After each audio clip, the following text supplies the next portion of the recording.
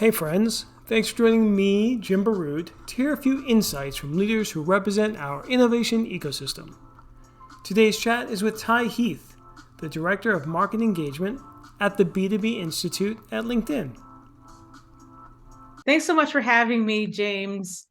So I live in New York City with my dog Bailey. My family has Jamaican heritage, so I'm first generation. Grew up in upstate New York, between upstate New York and also Jamaica. And I am passionate about communication, about messages that help move and inspire people and educate people with a little bit of humor. So I like to bring a little bit of fun to the conversation as well. I'm passionate about behavioral science and thinking about how our minds work. Love reading, writing, and dancing. So that's Awesome. a little bit about me. I like that. And just hearing that sort of the dichotomy between Jamaica and upstate New York, which just got, as you know, tons and tons of snow earlier. Tons of Jamaicans in the snow, pretty much is what that is. All right. So we got hot and cold. Couldn't So be two different places. Very, very different. exactly. And so tell us about your impressive background, educational Mhm. background, as well as your professional journey. Yeah. So uh, I would call my journey, if I had to summarize it, I would call it serendipitous moments. So when I graduated from high school, I went to Georgetown University, which is known for politics, all things politics, on a track and field scholarship, which is another very Jamaican thing. Track and field is huge in Jamaica. Uh, and I studied international economics. And I thought to myself, going to school there, maybe I can be an ambassador. Anyway, I was going down the track of being politically oriented. So as I moved through Georgetown, by the time I graduated, I was a top ranked 800-meter runner. And at that point, I had a decision to make. There was an opportunity for me to try out for the US Olympic team. So I decided, when in your life can you do that? Now's the best time to take that on. So I decided to do that. I moved over to the Bay Area, where there was a team called the Nike Farm Team that trained on Stanford University's campus. So that brought me to Silicon Valley, right in the heart of tech, around like 2003. So at that time, I was on the Nike sponsored team, which didn't fully cover expenses, needed a job with a flexible attitude where I could still train. So I ended up looking around, and to make a long story less long, I ended up at Google. So I had no designs working in tech. I was very much thinking about politics. But Google ended up being a place that supported me.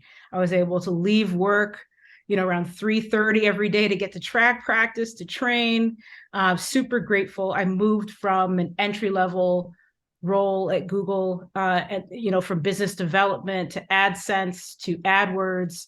So on the marketing side, on the publishing side, and something really clicked for me, because I was interested in politics because I care about moving ideas and moving people forward. And I thought to myself, wait, the space of marketing and digital marketing and the ability to deliver messages at scale connected to my interest in politics, because it's about delivering messages and communication at scale. So after that really landed with me, I decided to leave Google, which was a hard decision because it was a really great place to be. I got my MBA in marketing because I wanted to understand the strategy and foundation of everything I was doing. Met an awesome entrepreneurship professor. Shout out to people who teach entrepreneurship and who are entrepreneurs. His name was Charles Getz. And he helped crystallize my belief that as marketers, there's a power and responsibility in how we deliver messages. I wanted to practice that for myself and clients. So he said to me, if I went to school, Emory Goizueta Business School, that he would help me launch a business before I graduated. So I did. I launched a marketing agency. I was working out of a storage closet on the ground level of the school. And if the clients I had could see where I was working, they would be like, wow, that's interesting, surrounded by boxes and papers and all that stuff. But at the time, I was downloading so much content online, particularly from a company called HubSpot, which many marketers are familiar with. They do a lot of work in inbound marketing. I was downloading so much material from them at the time that one of the HubSpot reps reached out to me, called me because I had to put my phone number in the form, and he said to me, he was like, "Are you a marketing agency?" And I said, "No, actually, I'm just a student who's trying to learn about marketing." And I was super fascinated by B2B marketing because of the long sales cycles, the need to build relationships, and just like all the moving parts of it. And he said to me, "Do you want to be an agency?" And I said, "Sure, why not?" So that is how I ended up in B2B marketing. Upon graduating, I ran a marketing agency for 3.5 years, and then found that my favorite part about it was actually teaching people about the strategy. So I learned a lot about the tactical elements of generating leads, building business, building brands, and found that I loved the teaching and consulting element of it, which is what brought me to LinkedIn. A colleague said, "Hey, I see what you're doing. I see what you also did over at Google. Can you come over to LinkedIn and help us deliver this type of education to our agencies and partners?" And so that's how I got my start at LinkedIn. And then the B2B Institute was an intelligent risk that we took. So we are, this is my current position. I'm Director of Market Engagement at LinkedIn's B2B Institute think tank, where we work with academics and practitioners to investigate how marketing can create more value. And so I imagine it kind of like it's a academic, like a university inside of a tech company, just looking at ideas of how do you build and create value. So we had some customers that needed to understand more about B2B trends. We delivered some presentations, and they said, "Hey, we really like that. Can we do more?" And so myself and a merry team of people founded the B2B Institute to do more of that. And we're about 5-6 years in operations now. Proud to say, like, very recognized in the space as a place to go to learn about B2B and to help build your business. And we think, and I'll say, this is the last thing I'll say, is just one of the biggest opportunities we see is for companies to invest in B2B brand building. So lead generation is absolutely important, but how do you build your brand so that you're remembered? Because the brand that's remembered is the brand that's bought. So that's the big idea that I'm now pursuing, and we've been pursuing for the past couple of years. Oh, so wow. That's the journey, James. That's a great journey, really. And just wait, what happened with the Olympics? So you have to. Oh my gosh, I skipped over the Olympic Yes. Okay. So I actually tried out for the Olympics twice. So I tried out for the U.S. Olympic team in 2004 and the Jamaican Olympic team in 2008. In 2004, so they take the top 30 athletes for the 800 in the United States that get to try out at the time. And I didn't make it through the ranks. I actually went into the Olympic trials with a bit of a knee injury. So I was not in top form to race. So I didn't make it through the rounds. And then, unfortunately, when I tried out for the Jamaican Olympic team, similar situation, I also went in injured and also didn't make it through the rounds. I have to say, though, it is one of the best things I've done in my life in terms of the lessons I was able to learn, the relationships, learning that when you can fail to meet a desired outcome and get up and do it again.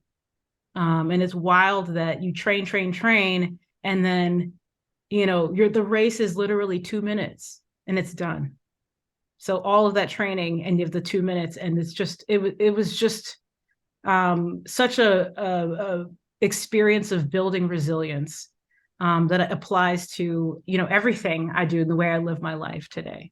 Wow, that's really remarkable. And what you learn from that is, obviously super important, but just the training aspect is really hard for many of us to comprehend. Just what goes into being, 0.0001 of all the people in the world, That's the all the athletes in real. the world.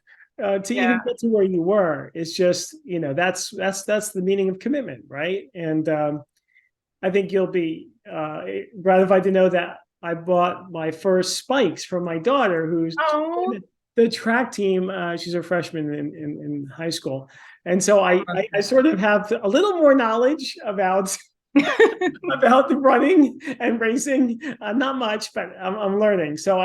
But I could see what goes into. I get a taste of what wow. goes into it. That's great. What event does she run, if you don't mind me Two asking? hundred, the 200. 200? Awesome. Awesome. Speedster. Yeah, well, she's getting there. But so let's dive into the B2B Institute since you mentioned that. I mean, that Sure. is really a interesting and special, right? Within corporates, frankly, there's very few of those as far as I know. But Hmm. what have we learned? What have you learned? Any really neat trends or interesting insights that you can share with us?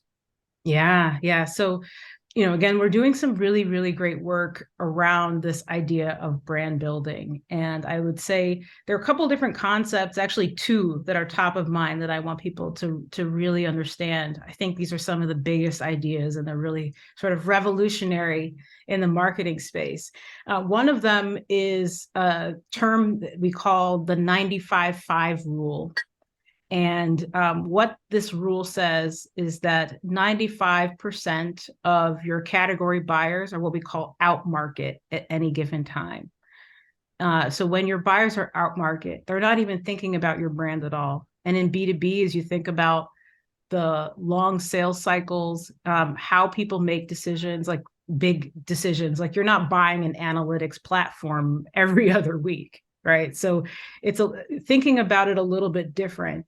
I think, as you think about 5% of marketers or brands or buyers rather being in market at any given time, it makes you think about the balance of how we should be investing. So if 95% of buyers are out market at any given time, then what that tells us is that we need to be thinking about how do we become remembered?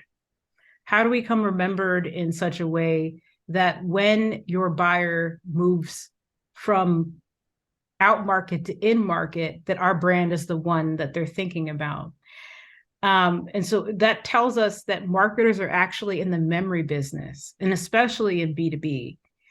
And what the rule also is showing us is that we've been over invested in lead generation, which is about capturing latent demand. Our marketing is not moving people in market. People move themselves in market when they come across a relevant buying situation. So we need to be thinking about, of course, how we capture that 5% of latent demand. But what we also need to be thinking about is how do we become more distinctive? How do we become more memorable? And what that looks like is how do we invest in creativity, distinctive brand assets? How do we understand what the relevant buying situations are so that when our brands can become associated with those things? So I would like to see marketers really claim this idea that we are in the memory business and that also investing in brand is about investing in your long-term cash flow. So if you're thinking about building your business for the long term, we can reclaim maybe some of the territory we've lost in marketing by showing other parts of the business how essential brand is to the long-term health and well-being of the business. And last thing I'll say on this, James, is, around the 95-5 rule, in times like this, where we're dealing with a hard economic climate, that 95-5 actually becomes 99-1, because now 99% of your category buyers are out market and only 1% is in market. It's not that they they don't want to buy it, so they literally can't right now. So it becomes even more important for us to be investing in brand. So that's some of the research I'll share. But there's so much that I think is revolutionary about the conversation around brand, what we call category entry points, or the things that you want your brand to be associated with, and figuring out what that looks like for your business. So is it mostly thought leadership? Is that sort of one of the approaches that makes the most sense for that brand building and brand awareness? Yeah, that's absolutely an element of it. I think so. Going back to what I was saying about category entry points, those are the things that you want to be known for, right? So you can look at across the industry and understand, what are the common things that people would buy your brand for? What are the things that you're credible at? So that's maybe where you want to think about thought leadership. Where does your credibility lie? Right? And what's competitive versus not competitive with the other brands in the industry that are around your space. And when it comes to credibility, or the things you want to be known for, there's a real opportunity for you to think about what is the message you want to be associated with. And thought leadership can be a huge vehicle for delivering that message. I actually think that one of the mistakes that brands make is there's a gajillion different messages out there. We like to look to other industries for inspiration from time to time, and the financial services industry is a great place to look. Warren Buffett has a great perspective on like capital allocation, and how where you invest your capital is essentially like what you're prioritizing. So in the same vein, your thought leadership, your message is like capital allocation for marketers. So if you think about how you're distributing your messages and really honing down to maybe 3 to 5 messages that you want to be known for, you're going to get more resonance from your investment.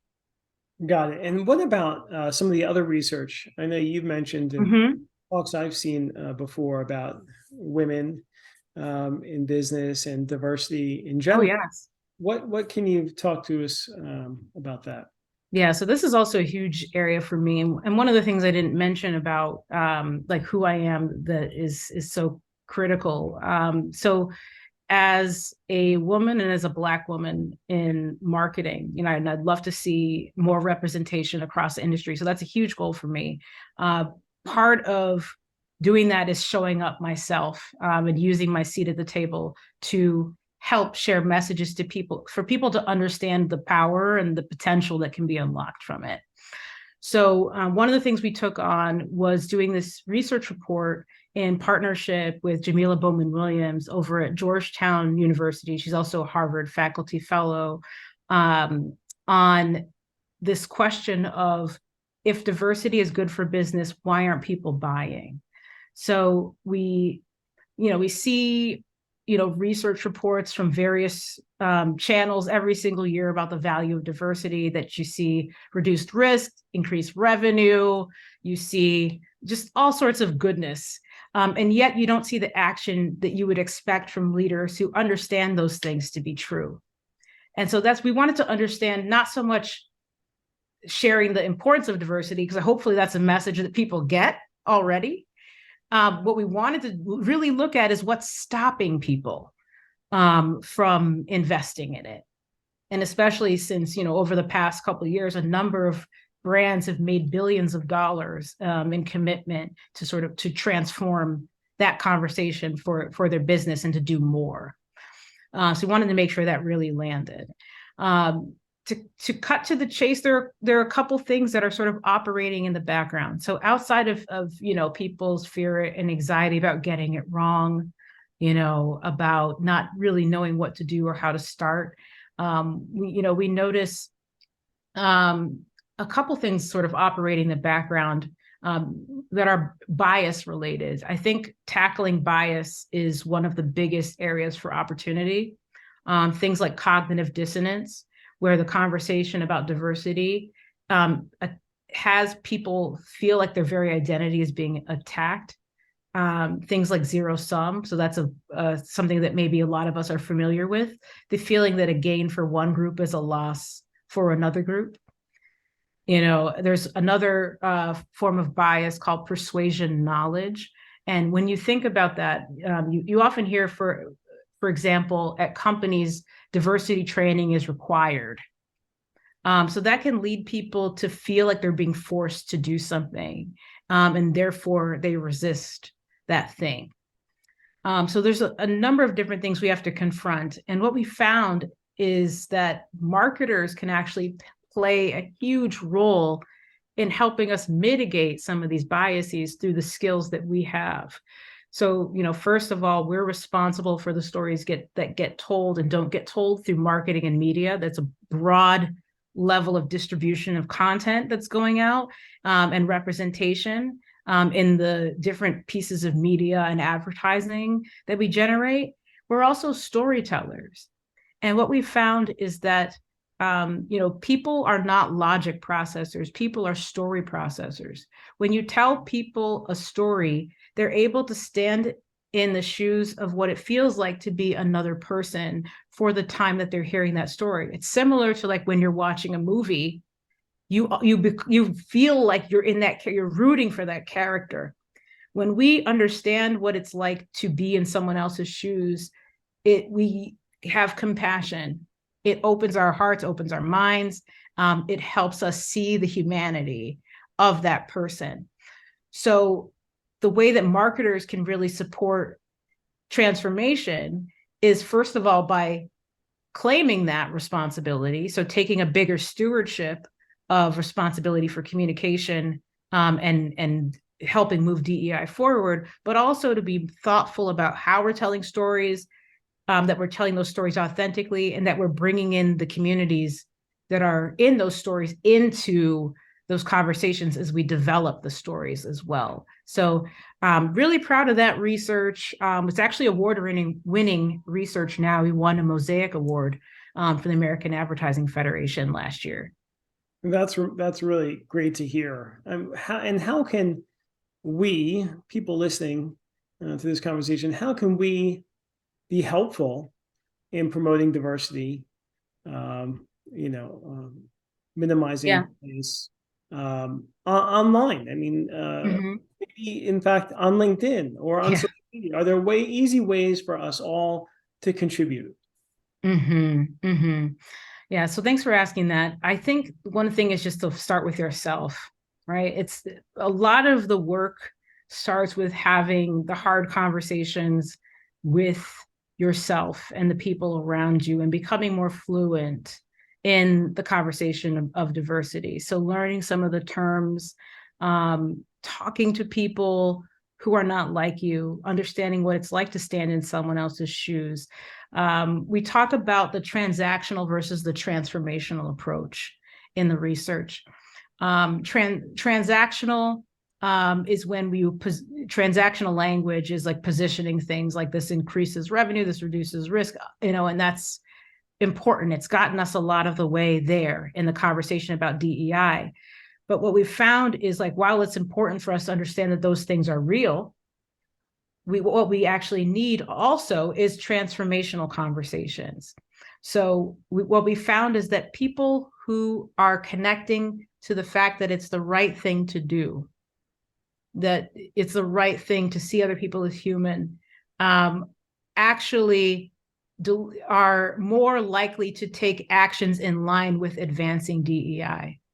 So what I would say is do your own reflection, and be the type of leader who opens up those conversations from the standpoint of not just, this is going to increase revenue, because we found like it's true, but that's not necessarily motivating people to action.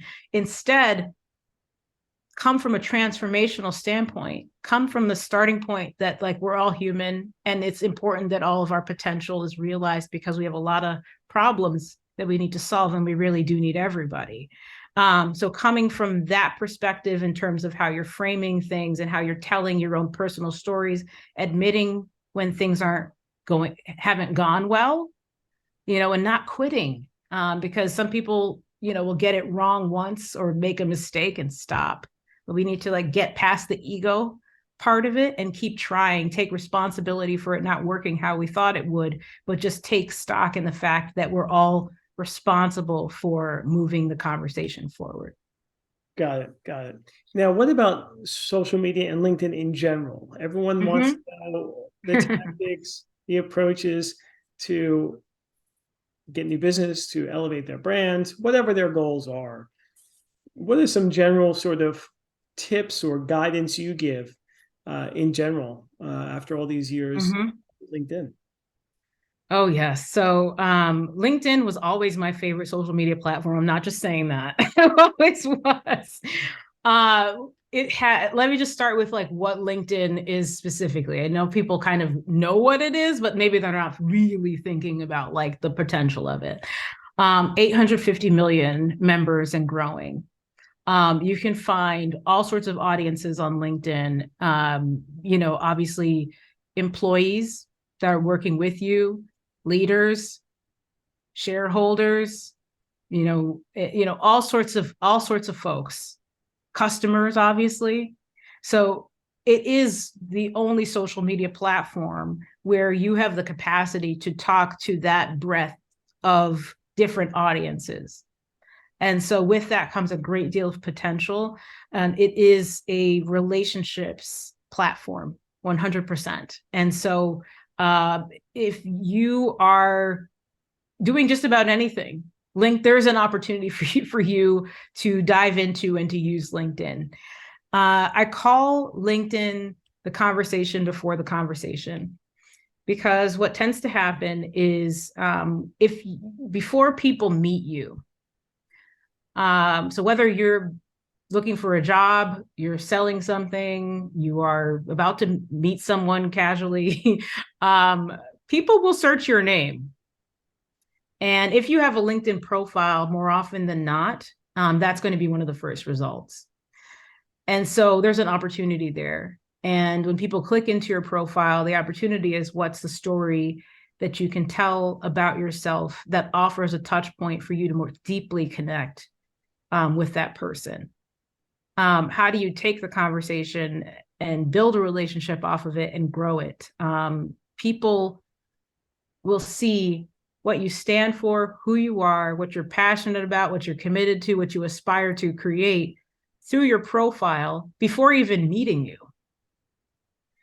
So if you think about LinkedIn that way, it becomes a vehicle for growth if you choose to invest in it. And what I advise people to do is, Atomic Habits style. I don't know if like any James Clear fans here, huge fan. Just think about how to build LinkedIn into your day. This can transform your business, transform your career. 15 minutes a day of just keep watering. Like, I think about it like watering your plants, like what kind of like investing in your network, whether it's, sharing content, your perspective, your unique perspective on something, commenting on other people's posts, congratulating people. Think about how you might host more of your content, even using, LinkedIn events, LinkedIn Live. There's a number of different channels. It's also a place where you can learn what is happening in your category. And it's not just about you. It's about how do you cultivate a healthy ecosystem around the topic that you stand for. So you can post content, absolutely. But the next level, the holy grail level, is about what conversation are you actually driving on that topic. So there's a lot you can do from an organic standpoint on LinkedIn, not to mention just like the paid side of it, just being able to use, sponsored content to build awareness about your brand, to generate leads, to educate your employees through LinkedIn Learning, to use Sales Navigator to find and prospect and also see what's going on and keep tabs on what's happening within companies so you can be credible and fresh in the conversations. So there's a lot you can do with LinkedIn. Let me pause there, James, and see if there's anything I should dive more deeply into. Well, that's great, a great primer on LinkedIn. All that makes great sense. And I think people just need to find their way, how to leverage it the best they can, and then Mhm. figure out sort of what image they want to put out there and what their goals are, right? So in general, and what about, let's just, I know you work for Mhm. LinkedIn, but what about other social media? How should they sort of leverage other platforms, if they should or not? Mhm. Absolutely. So I want to first touch on one thing you said, was just, thinking about what message or the content, because this is the big story. I've, worked with a lot of executives who are trying to figure out, well, what should I talk about? Right. So part of it is at the intersection of like what your customers need, what your company is up to, and your own unique perspective that you're bringing. I ask executives 3 questions to help sort of sharpen the focus. And I said them, but let me just repeat them. What are you passionate about? What are you committed to? And what do you aspire to create? A lot of people haven't thought deeply. These are not easy questions to answer, but they can help you hone that and then start to look at, what are the big sort of thought leadership type pieces that your company is investing in. So I invite people to go back and maybe we can put a link to this or something, James, about the category entry points content that I talked about, which is essentially, what do you want to be known for? So if you're a business that wants to be known for brand transformation, maybe you're positioning yourself as a champion for brand transformation. And then you have a strategy that comes down from that as a way you share content, about the work you're doing, the work that's happening internally, the work that's happening in the ecosystem that kind of builds a healthy network around that. So I just wanted to make sure I added that in to help people start to think about what answering that question might look like for them. And then, James, so can you repeat Other the platforms, how part? should Other they think platforms, about yes. other platforms in respect, in to complement LinkedIn? Right, right. So I'm a huge proponent of LinkedIn. You should be using LinkedIn 100%, and you should be using other platforms too. And what that looks like is knowing where your audience is. So where your audience is where you should be investing. I'm also a proponent of people owning their own property as well, in terms of thinking about your own strategy. You can build a lot on LinkedIn. There's a lot of powerful vehicles, and you can also make sure that you have a place as well. So I'm a proponent of that. These other platforms. So I invest in Instagram a lot as well as LinkedIn. I used to be, pretty big on Twitter. I'm kind of trying to figure out what I'm going to do right now, given what's happening on Twitter. So some thinking that I have to do there. But I invite everyone to think about, where are your folks, and also to think about formats that are, the formats of today. Video is hot. It's going to continue to be hot. So get comfortable with video, get comfortable with short form content. Don't give up long form content, rather. Content with substance also can build credibility, as just as short form content can. So just test with your audience, kind of think about context. The same thing I share on LinkedIn is not the same thing I would share on Instagram. It's just, people are on LinkedIn to invest their time. They're there to, solve a problem, learn about something, go deeper, find a job. You can think of the realm of the professional context for the engagement. On Instagram, people are there to spend time, so it's more casual. It's just different. So just be mindful of that. And I'm definitely not saying is that we should think about LinkedIn as a robotic work platform. It's human beings that are engaging on the platform. So still have fun, still be human, still be authentic, but think about the professional context.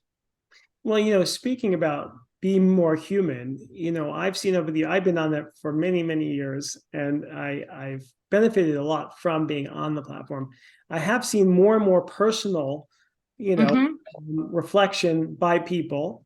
And it seems to be received well. But what's your Mhm. guidance in regard to how personal to get on LinkedIn? Yeah. Yeah. Yeah. So again, like I think LinkedIn is a place for human conversation. There's an ongoing debate about what's appropriate on LinkedIn and what's not.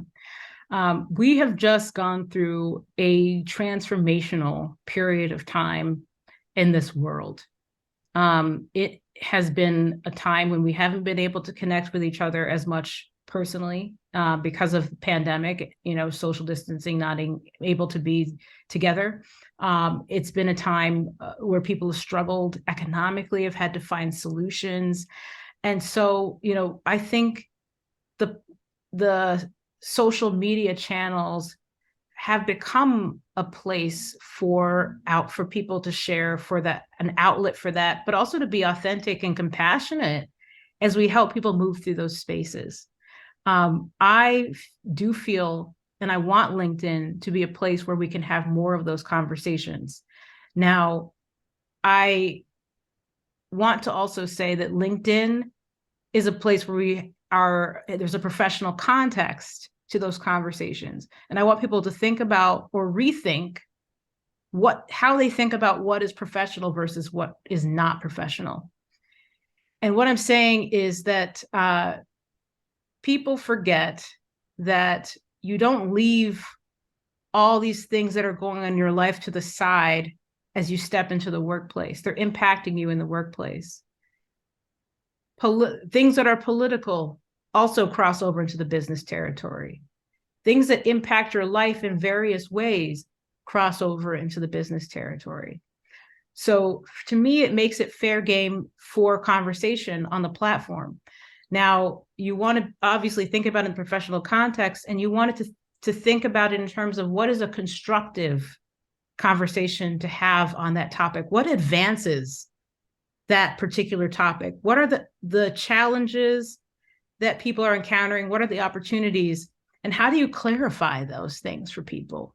And then have a dialogue. And this is not an easy thing to do. All of the social platforms have been challenged by how do you foster constructive conversation. What I would not want is for people to be silenced and to feel like there's not a conversation to be had about what's happening in the world at the intersection of this professional context. Because I think LinkedIn can be a powerful space to advance those conversations. Got it. Now, you mentioned video is hot. Are there any other trends? I know you guys are rolling out a lot of products and it's becoming a really wonderfully robust platform. But what are you seeing? What tips could you give folks as far as what to keep an eye out for, what to invest time in going forward and right now? Yeah, yeah. So yeah, video is a thing. So definitely continue to invest in video. There are a lot of different mediums happening on LinkedIn right now that I invite people to try.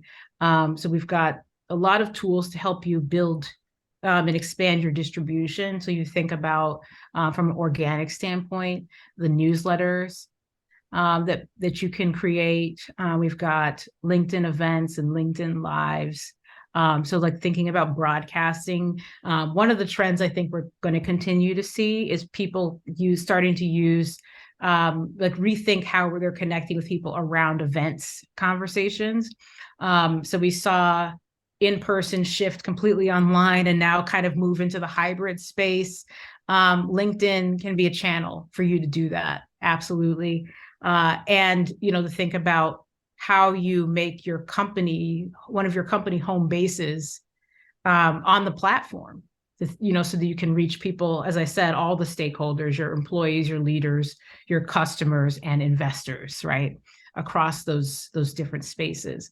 One of the other trends that we saw really pick up is how leaders are using the platform. So when you think about PR and sharing news that's coming from your business, we're seeing more people start to take a LinkedIn first approach to PR. So people choosing to announce what's happening within their business on LinkedIn first, and really having a strategy to do that.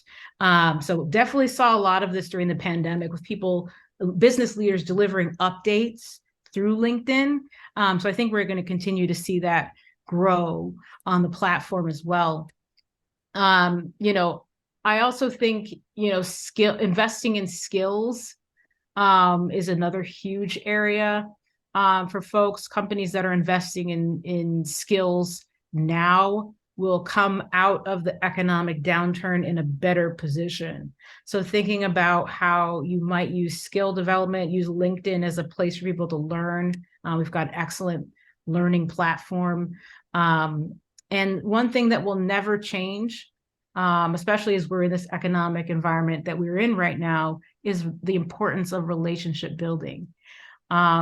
People who are making decisions today have tighter budgets, and that means they're going to be really rationalizing like how this money is being spent.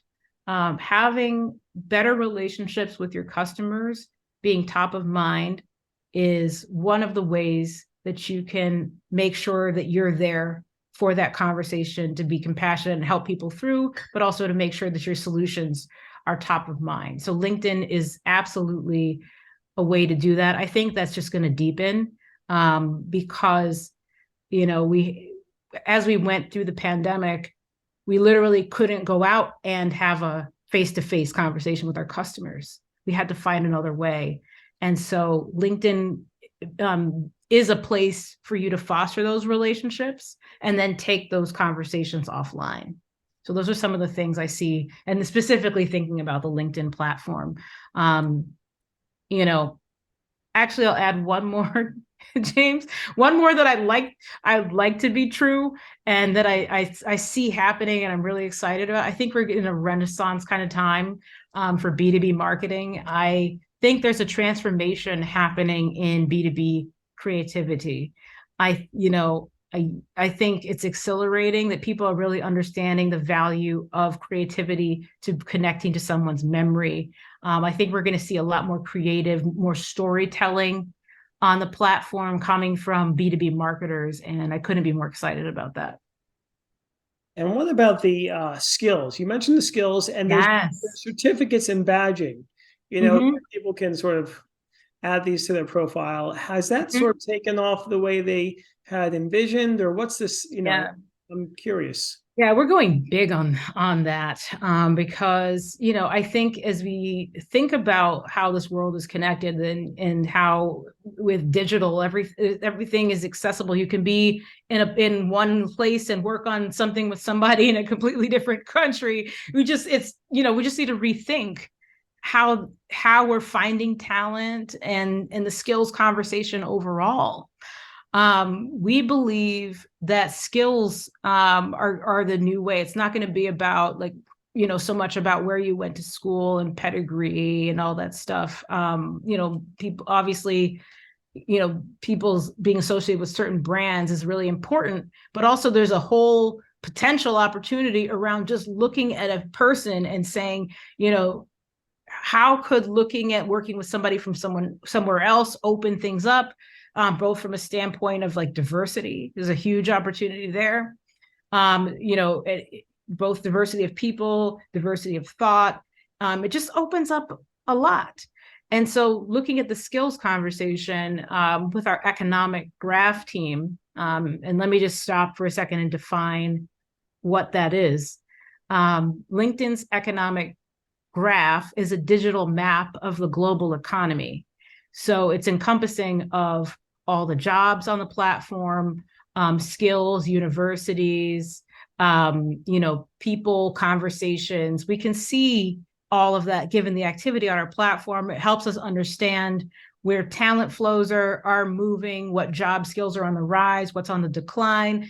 And then using that type of data helps us make more informed decisions about where to invest. And that's why, organizations like the World Economic Forum, increasingly work with LinkedIn to understand how we need to be thinking about these things for the future of the world.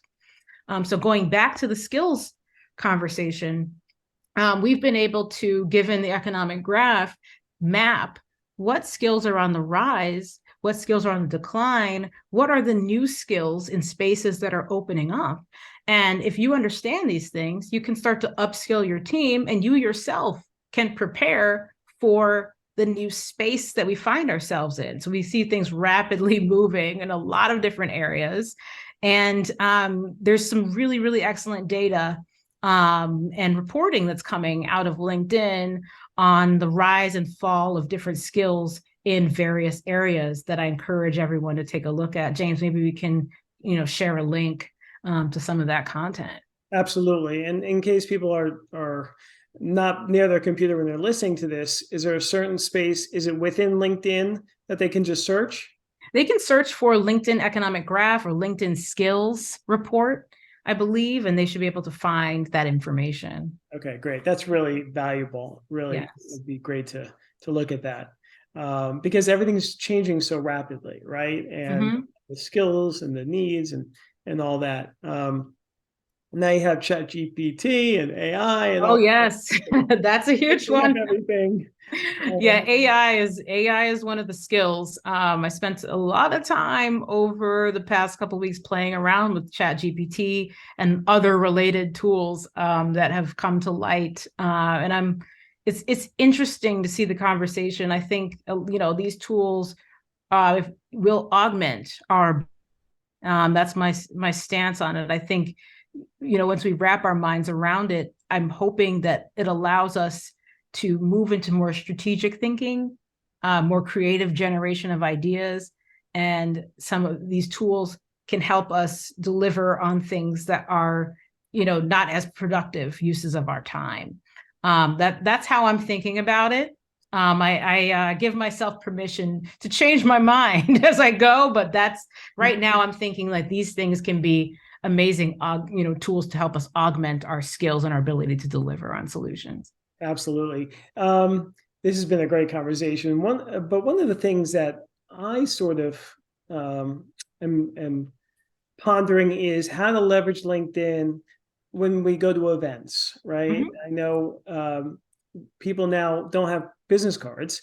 I know I've used the scanning function, connect with people on LinkedIn, but what would you say is a good sort of follow up, right? Follow up. So few people follow up. And what if someone, let's just play this out. You get my connection at an event by using our phones, right? Because we both don't have business cards. What is and you're interested in doing business with me or getting to know me. And so what are your next steps? Yeah. So a couple things. So one, first of all, I'm glad you're using the tool, the QR code function on LinkedIn. So I invite everyone to check that out. You simply go to LinkedIn on your phone. In the search bar, there's a QR code on the end of it. Click that, enable it. You can then scan other people's phones if they have the QR code, or they can scan yours. It's easier because you're not like, wait, how do I spell your name? And, they're trying to figure out how to type that in at an event. So it just really helps facilitate connection. So that's how you use that functionality. So after you connect, I think like being intentional, like when you go to these events is important, because there are conversations you want to continue. There's also content and things you can capture from an event that will bring other people into the conversation and shine a light on what you learned and the great people who you connected with at the event. So bringing that all together, I would also think about, the sessions you're going to, what you're going to capture. I love how Gary Vee and his team put it. They say, document, don't post. Thinking about how you're documenting what's going on at the event, the stories you're going to tell, the people whose content really resonated with you. As I said earlier, like if you're interested in creating a healthy ecosystem around the topic you're passionate about, one of the best things you can do is share other voices and uplift and amplify amazing things that were said, especially from the people who you met, who really resonated with you and you want to build with. One of the best ways to build is to really get what it is they're saying, what they're out to do, in the world and help them do that thing. Those set of 3 questions I gave earlier actually are a great way to actually introduce people around you. What are you passionate? What are you committed to? What are you aspire to create? Because that allows you to get to the core of who that person is rather than just their title. So I invite you to learn those things about the people around you, because then you can flip it and really get to like what it is that they care about and promote them using those things. If you're a salesperson, you might use Sales Navigator to then collect the names and start to follow these people. Or if you're not using Sales Navigator, maybe it's a simple strategy of, who are 5 or 10 people that you want to stay really close to, 25 or 50 people who you want to stay connected with, and then just start thinking about how you use LinkedIn to follow and stay engaged with those people over time. Also, don't forget, at some point, you want to take that relationship offline, right? You want to see them in person. So be thinking about those things, be intentional about it. Remember, it's not just about you. Part of your job as a leader is to promote the ideas that transform things. So to the extent that you can do that for people and also share what you're working on, that allows more touch points for people to collaborate with you, collaborate with that person, and just builds value. If I could summarize it all, just be thinking about how you can create value for your network as you're expanding your network. That's great wisdom to end on. Ty, this has been a great conversation. Thank you for all those great nuggets of information and insights. We usually end with a quote or a saying from our guests. So do you have something for us? Yes. And so this one is about authenticity. One of my favorite authors is Brene Brown. She has an amazing TED Talk on vulnerability. And so I think one of the things we could all do is be more courageous in the sharing of ideas. And there's a quote by Audre Lorde that I use to remind me that, like, if you accept and you understand your worthiness and you accept everything about yourself, all the good and all the things that you need to work on, and you really get that, then a lot can come from that. So the quote is, "Nothing I accept about myself can be used against me to diminish me." And that's from Audre Lorde. She was a feminist, a poet, a writer, lesbian, womanist, librarian, and civil rights activist. And I really think that the world at large really could benefit from her words, her voice, her vision. So I definitely go back and read her work from time to time, and just think it's a really powerful reminder for us to accept ourselves and be authentic in our communication. What a great way to end. Thank you so much, Ty, and let's look forward to staying in touch. Thanks for joining us. I hope you enjoyed the show. Please like it, leave a review, and subscribe. See you soon.